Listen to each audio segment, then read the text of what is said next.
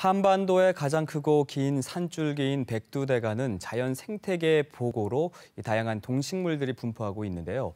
국내에서 최초로 백두대간 등산로에 무인 카메라를 설치해서 야생동물을 관찰하는 연구가 진행이 됐습니다. 이번 조사에 참여한 제주대학교 오홍식 교수를 모시고 자세한 이야기 들어볼까 합니다. 안녕하십니까? 네, 안녕하세요. 네. 자, 무인 카메라를 설치해서 1년간 등산로를 관찰하는 연구, 참 말로만 들어도 흥미로운데 이번 연구를 시작하게 된 이유와 목적은 뭔가요? 네, 일반적으로 야생동물은 야행성으로 알려지고 있는데요. 그래서 야생동물들이 야간에 어느 시간대에 가장 많이 출현을 하고 만일에 출현을 한다면 그 백두대간에서 많은 산행들이 이루어지기 때문에 그 등반객 수나 아니면 시간에 따라 가지고 어떠한 영향을 받는지 만일에 받고 있다면 그러한 것들을 결과를 활용해 가지고 여기 보호 지역 설정 같은 데 하는데 그 환경 정책을 결정하는 자료로 활용할 수 있지 않을까 하는 데에서 연구가 시작되었습니다. 백두대간을 대상으로 연구를 한 이유가 궁금하고요. 또 이게 어떤 식으로 그 조사를 했는지가 방식도 궁금합니다. 네, 백두대간을 조사하게 된 거는 우리나라 가장 앞에서 말씀하셨듯이 생태계의 보고입니다. 그리고 가장 야생동물들이 많이 서식하고 있는 지역입니다. 그래서 이 국립생태원에서 백두대간 생태계 정밀 조사 사업이 있었습니다. 그래서 그 일환으로 같이 참여해가지고 포유류 무인 센서 카메라 조사 방법으로 해서 연구가 이루어진 겁니다. 보통 산행을 하더라도 등산로에서 야생동물들을 보기가 참 드물지 않습니까? 네, 그렇습니다. 그런데 이번에 이렇게 관찰을 해봤더니 야생동물보다는 등산객이 3배나 더 많이 지켰다면서요? 네, 그렇습니다. 그래서 일반적으로 야생동물들은 사람의 인기척이 나타났을 때 회피 행동을 보이기 때문에 잘 관찰될 수가 없습니다. 그런데 이제 간혹 이제 보이는 경우는 수풀이 이제 많아가지고 동물과 사람이 인지하지 못할 게 관찰할 수 있는 경우입니다. 그리고 이번처럼 그렇게 많이 관찰된 것은 주로 백두대간 주능선에서 이제 설치가 되었기 때문에 그렇게 많이 관찰하게 된 겁니다. 네, 사람이 동물보다 많이 찍혔다는 것은 어쨌든 동물들이 사람이 등장하는 곳을 피했다라고 할 수도 있을 것 같거든요. 네. 근데 이번 연구조사의 목적 중에 하나가 등산객이 야생동물에 영향을 미치는가 이 부분 아니겠습니까? 네, 그렇습니다. 결과는 어떻게 나왔습니까? 그러니까 일반적으로 등산객 수는 크게 이제 영향을 미치지 않는 것으로 나타났는데요. 그렇지만 이제 등반객 출현만으로도 야생동물들에게는 영향을 미치게 됩니다. 그래서 본래 사용하고 있던 서식지를 이제 피해서 이동하게 되기 때문에 공간 확보하는데 많은 어려움을 주고 서식 역량에도 영향을 주게 되는 겁니다. 근데 백두대간 핵심 구역에서 야간 산행 이거는 불법이죠? 네, 불법입니다. 근데 연구 결과를 보니까 네. 야간에 등산객의 11%가 지켰더라고요. 네, 그렇습니다. 그럼 야간 산행이 야생동물들에게 어떤 영향을 미칠까요? 야간 산행은 특히 랜턴을 사용하는 행위이기 때문에 빛 소음을 동물들에게 주게 됩니다.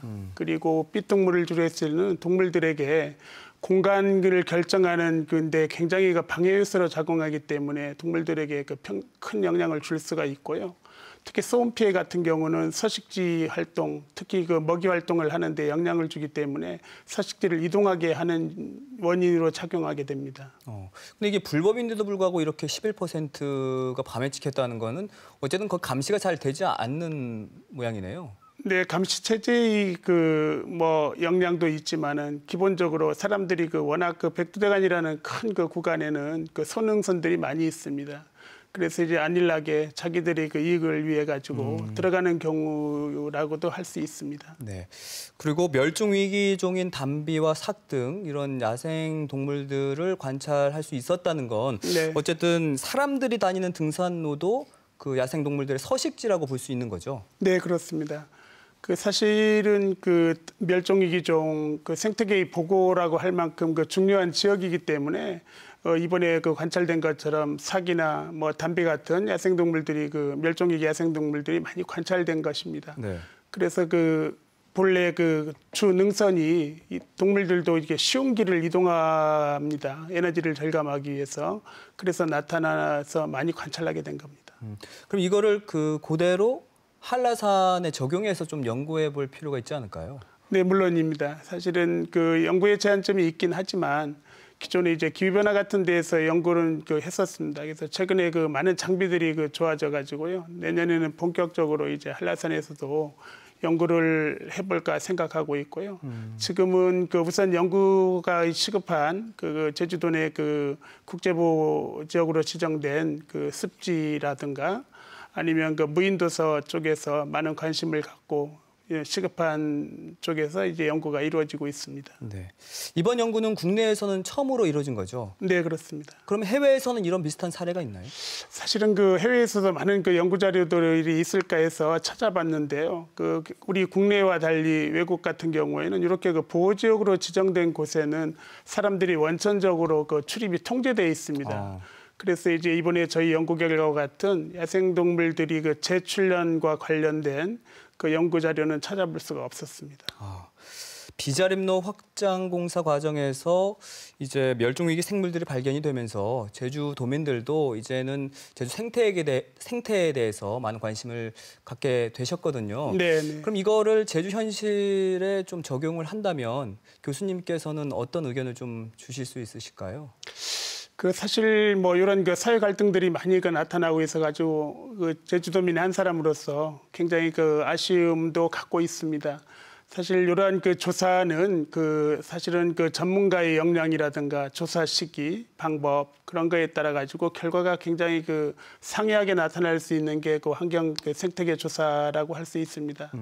그래서 현 그 정책 상황에서 그 환경영향 평가라든가 소규모 환경성 검토와 같은 그런 그 보고서는 굉장히 그 제한된 그 시기라든가 전문가의 그 참여가 많이 미흡하기 때문에 그 이런 그 굉장히 그 갈등을 조장할 수 있는 그 결과들이 나올 수 있습니다. 그래서 앞으로는 이러한 그 기법들을 적극적으로 활용해 가지고 한다면 누구나 신뢰할 수 있는 자료들을 확보할 수 있지 않을까 생각합니다. 네, 앞으로 한라산 연구 결과에 대해서도 시간을 좀 마련해 봤으면 좋겠고요. 그때도 꼭 나와 주시고요. 네. 오늘 바쁘신 일정에도 불구하고 나오셔서 고맙습니다. 네, 감사합니다. 네.